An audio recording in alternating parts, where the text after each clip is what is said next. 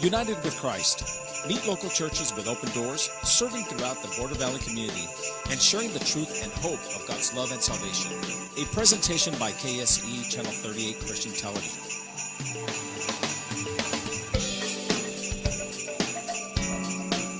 And now, United with Christ. Good morning, I'm Steve Nelson, and I'm one of the pastors of the Rio Church, and this is Cranson.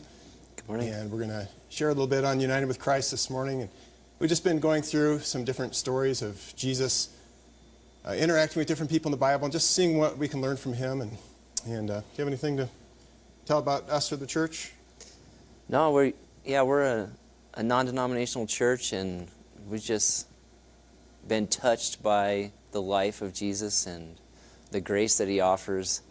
And so to be here, united with Christ, and share that unity that we have in Christ and who he is. And so just an opportunity this morning to kind of share a little more of who Jesus is and to look at his life and how he impacts us. And so I think it's just a great opportunity. And so we're excited to be here. And we've been teamed up, so there's a little flavor of who we are. And it's cool to see, we bring different strengths and different weaknesses to the table, and yet that unity that we have. So, welcome, join us, and we're gonna see where we go. See if we can learn something about Jesus and get to know him a little more this morning. Absolutely. So. And we've been doing this the past couple of weeks with Kevin McCarthy, and he's caught in traffic right now. So we're gonna wing it a little bit and do it without him today. But today we're gonna look at the story of the woman who was caught in the act of adultery. And so, Dev, do you want to go ahead and read that for us this morning? Yeah, absolutely. So this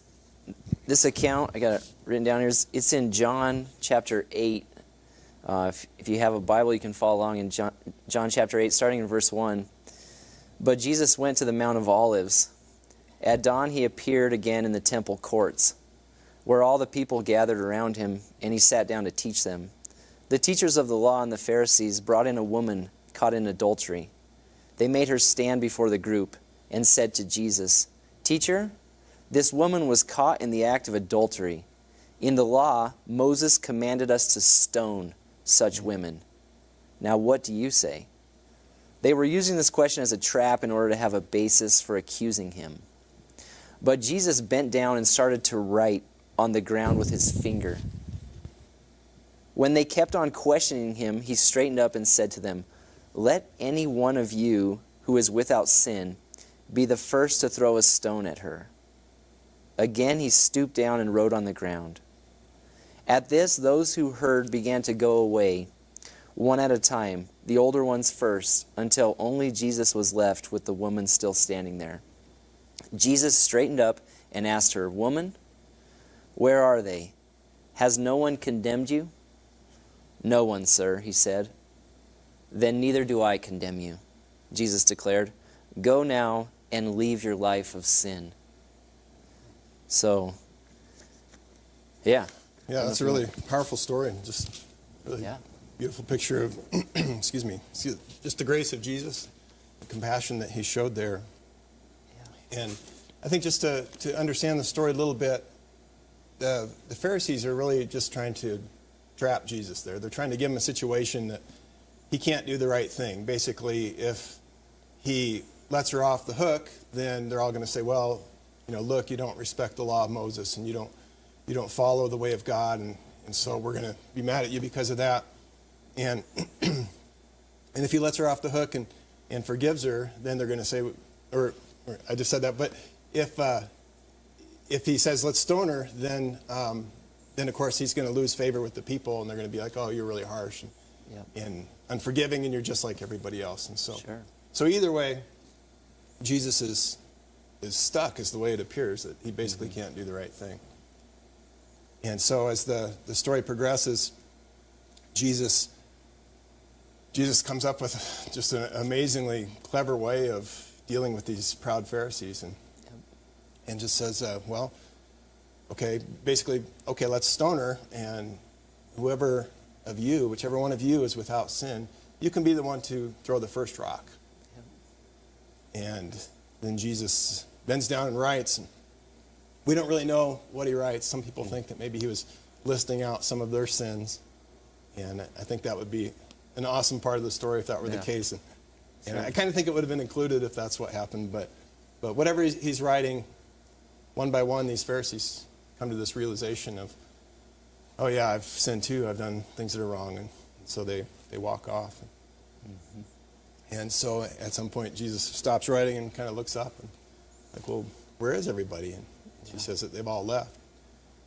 And so he's the only one left. He's the only one who hasn't sinned. And he says, well, then I don't condemn you either. And so go and leave your life of sin. And so I just think it's this incredible picture of Jesus' grace and compassion and even just being clever and just doing the perfect thing in the given situation. So I really enjoy that story. Yeah, what a powerful story.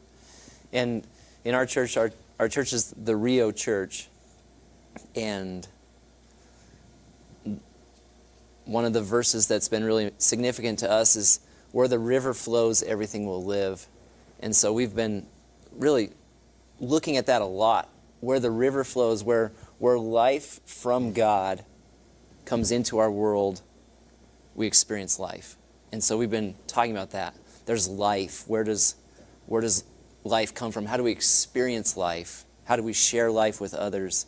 And at the core of who we are, we know life is in Jesus. And so, anyways, for you in this story, how do you see that there's life? How does Jesus give life through this interaction? Yeah. What would you? Yeah, that's a great question.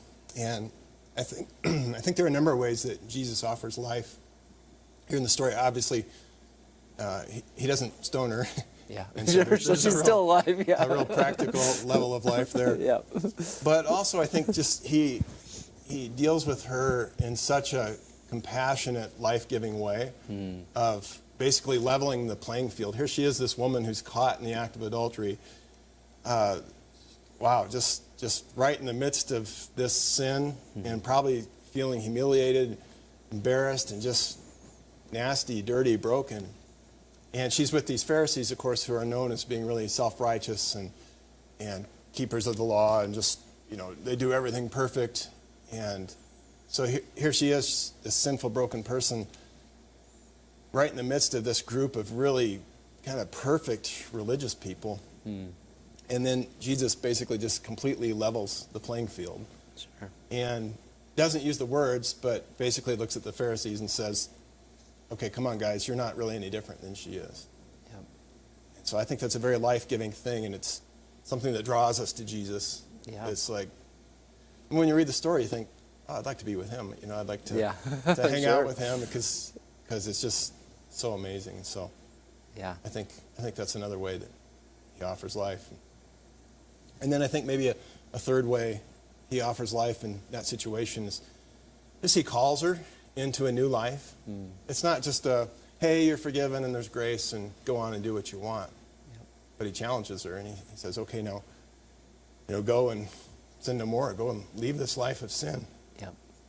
And so I think for her, really to enjoy life, to get the benefit of life, she's got a decision to make of following Jesus in his way and not just continuing this lifestyle that she's been involved in.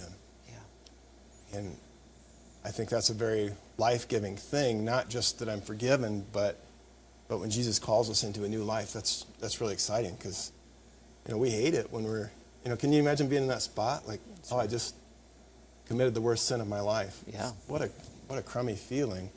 Yep. And it would be great to be forgiven in that, but then to have hope of, okay, and now I can change, now I can live in a different way. I think that's real beauty in that story. Yeah. Yeah, absolutely. And even as you were, that phrase, neither do I condemn you, is so powerful, like you're saying. And I think sometimes in our lives, we think that condemnation comes from Jesus, that he's speaking a message of condemnation to us, and yet he doesn't. And how amazing. Yeah. Jesus speaks grace. He speaks life, and the condemnation is not from him. Yeah. And so in our own lives, when we feel that condemnation, sometimes I think we project it. Oh, God is giving me this condemnation, but it's not from him. Yeah. It's from the law. It's from that's great. some other places, and to have that life. And Yeah, you mentioned she's called to a new life, and yet I think all of us would like to change, Sure. and have maybe even tried to change. Maybe this woman had as well. Where's the power to change? Where do you think, from this interaction with Jesus, do you think she was able to change, or do you think she was stuck to go back to her old ways? Yeah, I don't know if that's a great question. Yeah, I'd like to get your thoughts on that too. But yeah, one thing I think about is just, as I mentioned before, I think there's this being drawn to Jesus as he interacts with her, as he treats her so compassionately. I think there's this forgiveness that she receives that would really impact her for the rest of her life. And so, like when you think of the story of the woman who anointed Jesus with her hair and tears, kissed his feet, and people are kind of looking at Jesus saying, well, Jesus, don't you know that she's a sinner? Why are you letting her do this to you? And you shouldn't even be around her. They're really uncomfortable with that. And Jesus is like, who loves? The person who's forgiven a little or the person who's forgiven a lot? And so I think in that story you see that this woman is loving toward Jesus in this really passionate and extremely emotional way. And it's a beautiful thing. And it's because she's received grace from Jesus, because she's been forgiven. And so I think in a similar way, this woman, just him being loving toward her has got to have somewhat of a freeing effect of like, wow, I want to follow you. I love you. I'm for you. And so I think that would really have a profound effect. I don't know, what do you think? So when he says, leave your life as sin, how do you think she could find the power to do that, or what would help her in that? Yeah, I agree that to be seen exposed in your darkest moment, for Jesus to see the absolute ugliness and weakness of her life and our lives, when we're seen for who we are, for those things we would love to cover up and have nobody know are there. Yeah. And when we're seen in that and embraced instead of condemned, I think that there's a transformation that happens. The power of that grace that says, I see who you are, I know who you are, I know the darkest secrets and sins of your life, and I love you and accept you in that place, provides a power. I can see that so much.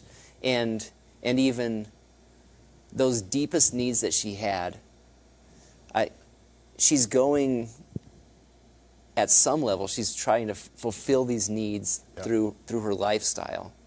And maybe it's a need for love, or a need for acceptance, or just livelihood, or maybe she just feels broken and that she's damaged goods, and the best she can get in her life is this lifestyle. And so to have Jesus meet her true needs, her needs to be accepted, her needs for approval and for appreciation, to have some attention, to have somebody respect her. Some of these deeper things that she really longs, as she has those needs met, she doesn't have to go in another place and look for them to have them met. And I don't know if there's anything else that you think of that. I think that's good, because I think it's easy for us to look at Bible characters and they almost seem fictitious to us, or almost like dolls or something like that. They don't have emotions, and they don't have past experiences and things. And if you think of this woman who's in this adulterous relationship, she has some kind of a story. She has something that has led her to this point in her life, not to excuse what she's done, but who knows? Maybe she's been abandoned in past relationships, or she feels hurt. She feels broken. She's looking for love. She's looking for significance. She's trying to get something out of life. And I don't think Jesus is just like, well, suck it up and come follow me. But but there's this element of where he's offering her some of those things that she needs. He's offering her that love and that relationship. I also thought it was interesting that the next verse right after this passage, it says, when Jesus spoke again to the people, he said, I am the light of the world. Whoever follows me will never walk in darkness, but will have the light of life. And I think that's really cool because he's pointing out this path to a changed life. Yeah. So it's not just, hey, just stop sinning. You bad people, you need to stop sinning. It's this, I'm calling you into this new life. Come follow me. And it's not clear that he's saying that directly to her, even in the same instance, but it is interesting that follows. I am the light of the world. Whoever follows me will never walk in darkness, but will have the light of life. And so even for her, if she follows him, she won't continue to walk in darkness, but she'll have the light of life. And so, yeah, that's good. A lot of hope there. Yeah, and even for us, the reality as we put our faith in Christ, when we believe in him, we are made new. We receive the Holy Spirit. We receive a new power. We receive a new identity. And so, rather than saying, don't do this, you're bad, don't do this, saying, that's not who you are. Wow. Yeah. So, since it's not who you are, why do that anymore? That used to be who you were. So, of course, that makes sense for you to do that. But now you're a new person. Yeah. You have the light of life. So, walk in who you really are. And I think that's powerful, even for us. Sure. Of like, hey, you're bad, so stop being bad. It's like, no. If you have put your faith in Christ, you are new. Walk in who you truly are.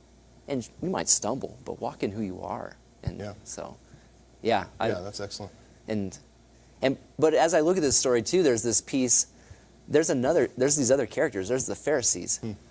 But they walked away. Do you think they missed out on that grace, or do you think, like, what about them? That's a great question. Yeah, I think about just, again, it's easy to deal with them as this group of nameless people who all kind of act the same, but to think of some young guy that's in the crowd, some young Pharisee, and he's standing there just literally with a rock in his hand, getting ready to throw it at this woman, and probably, adrenaline's running, and he's fired up for what's coming, and maybe a little scared. Maybe it's his first stoning. I don't know how that worked back then, but I can imagine him when Jesus says this, let him who is without sin cast the first stone. He probably looked at some of his mentors, some of the older guys, and thought, okay, well, let's see what they're going to do here. Yeah. And I'm sure he was shocked when the first guy walked away. And really, I think the implication when Jesus asked that wasn't just who is completely perfect, but more of a, which one of you doesn't have some similar level of guilt, some similar level of sin? Not that you've done exactly the same thing, but that you're completely guilty before God. And so I picture this guy just watching one of the people he looks up to walking away. Maybe another walks away and he kind of looks at him and is like, oh yeah, well, I didn't really like that guy very much anyway. I can see why he left. And as each person leaves, just trying to think through that, but then getting to this point of he's standing there and he has to make a decision. And him running it through his own mind of things that he's done as he's watched everyone else walk away. And I think it's a beautiful story when you think of the woman. I think it's a really sad story when you think of the Pharisees, because that guy, I wish it had ended differently. I wish he would have just dropped his rock and just walked over to Jesus and just been like, man, you're right. You caught me. I'm no different than her. And just to be helpless. What do I do, Jesus? I'm a mess. I want what you're offering her. I need that too. So I see you're giving it to her. Let me have it. What an amazing, different story that would be if they would have just knelt down. And instead, we don't know exactly what happened, but I get more of the flavor. I picture them kind of leaving and going off in the distance. Oh, can you believe what Jesus did? And, we had him trapped. But we almost had him. We'll get him next time. And instead of just like, I just wish they would have all turned and been like, we so needed what she received. And I think that would have been a really beautiful change. But we see that all the time. Just some people are humble and they respond to his grace and forgiveness, and some people take this position of pride. I don't want any part of that. And it's interesting that the older ones left first. And I do find in my life, as I get older, I'm just more aware that I'm in need. Oh, yeah. And maybe it's just, if I was to examine my life, just the pile of years of, being just walking in my own brokenness. Like, I can't stand before anybody and say, yeah, I'm better, or I don't need. Even towards the end of Paul's life, he says, Jesus came for the worst of sinners, which is me. He came for sinners, of whom I'm the worst. And to know that, and I'm assuming that's why the older ones left. They had a greater sense over time that they had need. And even in our lives, I think the danger in our lives is, as we get older, to have this greater pile or list of ways that we feel like we've sinned or blown it or broken, and to hang on to those. And my hope is that all of us, as we see that, just appreciate what an abundance of grace, what an amazing amount of forgiveness. I thought I was only forgiven a little bit, but I've been forgiven more and more. My view of my own forgiveness has grown over time, and my need for forgiveness, and how amazing. There's no condemnation for us. Yeah. And wow. So, what a different place it would be if we all came to Jesus and knelt and said, yeah, me too, I need.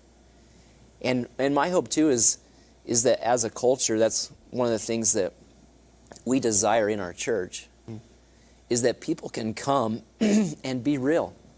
Yeah. People can come and share their own brokenness, share their past, share their struggles, and be embraced and be supported and find grace in that open place. And not, don't worry about it, you can just stay stuck. Sure. But come and, hey, you don't receive condemnation or judgment from me. You receive grace. Come and let's leave the life of sin together. Let's, we all come from the same starting point. So. Yeah, that's interesting. I think it takes a real humility and a real openness. And just as I was studying this story a little bit, I felt a little convicted because as I read through it, I realized I didn't really relate to either character. It's like, well, I'm not like this sinful woman. She's really bad. She's super sinful, and so I'm not like that far gone. And the Pharisees is like, well, I'm not self-righteous like them. And so even though it's this story of humility and grace, it's just so easy for me to still miss it and be like, I don't relate to either side. Sure. And I think the starting point is to relate to the woman like the Pharisees should have, and to understand it's like, man, I'm broken. And I was broken in the past before I started following Jesus, before I put my faith in him. But I'm still broken. I still can, let my flesh lead me instead of following the Spirit. And I think it's hard to do that. I think it's hard to do that at church because, we want to kind of put on our Sunday best, not just in clothing, but in the way that we act. We want to make it look like we have everything together instead of just admitting that I'm a real person. I have real struggles, and I'm trying to grow and change and live a holy life. But in the midst of that, I want to be embraced by others and to give them some space and let them give me some space, and just to really have an atmosphere of love. And that's what I desire. It's really hard to do that, though. Yeah, I think something in us comes back to pointing fingers or something. Let's throw some stones at somebody. Sure. I don't know what that is in us. Maybe we can avoid our own stuff. Like, let's just look at them and pretend like mine doesn't exist. So I'm going to stand and accuse somebody and throw mental stones at them. Yeah. And yet, so easy. Yeah, it is easy. And yet to come back to, no, we each come to Christ in need. We don't bring any righteousness to the table. And so it's been amazing to me. I didn't come to have a relationship with Christ until college. And there was a lot of things in my life I never shared with anyone.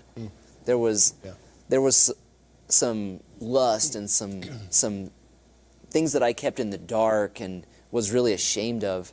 And for the first time in my life, to have a place where I could be honest with who I was and even things I thought, things that I was ashamed of, and to be embraced was one of the most powerful experiences of my life. But there's such a risk there. That risk of, I could get seriously rejected if I share who I am. I'm like this woman caught in the act of adultery. I don't know if they drug her out, naked before the crowds, but I feel that way of like, here I am exposed. And if I'm accepted in that time, has been some of the most amazing things to transform me and really let me experience life. And that's what Christ gives each of us as we come to him, not only from others and not only from him. It's both ways, but it's life-changing. Yeah, that's great. It makes me think of the greatest commandment Jesus said was to love him with all our whole heart, soul, mind, and strength. Yep. And then the second greatest commandment is to love our neighbor as ourselves. And so we see in this story this interaction with Jesus that should result in this real love for Jesus, this real love for God. Yeah. But then also, I think, too, as we've received that from Jesus, to be able to offer that to others, to offer grace and compassion and love just like he offered. So absolutely. I think that's great. Do you have any closing thought of like one thing that people could take away from this today? Well, I think there's a lot of places we could go. I think one practical, just to look at our own lives, is there something in our own lives, if we were to be honest and acknowledge, would keep us from throwing a stone at somebody else? Is there a sin that we would be willing to look at and say, okay, I'm just as much in need as whoever you want to point a finger at. And so I think to look at that, will we be honest enough to look at that and say, I have this in my life. I have this brokenness. Where is that place? And will I not throw a stone? Will I receive the grace that I need in that place and show it? And I don't know if what would you take away? Conclusion would you add to that? No, I think that's great. I think that's right on target. Yeah. So, I think it's just this beautiful picture of grace, and we want to receive that from Jesus and to be able to live in that. So, if you're ever interested in visiting the Rio Church or finding out more about us, you can find us at www.theriochurch.com. Thanks for joining us this morning.